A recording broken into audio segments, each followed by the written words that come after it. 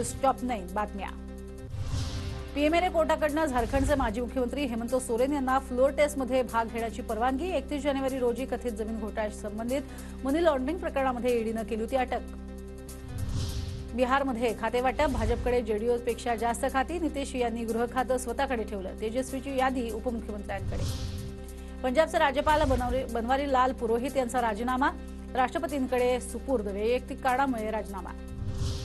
उत्तराखंडमध्ये समान नागरिक कायद्याचा मसुदा सादर। बहुपत्नीत्वावर बंदी, विवाह वयाची निश्चिती या मुद्द्यांचा समावेश। जम्मू आणि काश्मीरच्या पीर पंजाल पर्वत भागामध्ये बर्फवृष्टी, रस्त्यावरचा बर्फ हटवण्याचं काम सुरू।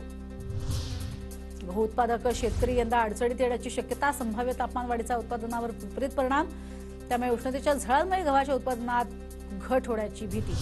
लालकृष्ण अडवाणींना भारतरत्न पुरस्कार जाहीर। पंतप्रधान नरेंद्र मोदींकडून अडवाणींचं फोन करून अभिनंदन। अॅनिमल फेम संदीप रेड्डी वांगा यांचा पुढील चित्रपट सलमान बरोबर येण्याची शक्यता। संदीप यांनी नुकतीच सलमान खानला एका चित्रपटासाठी विचारणा केल्याची माहिती।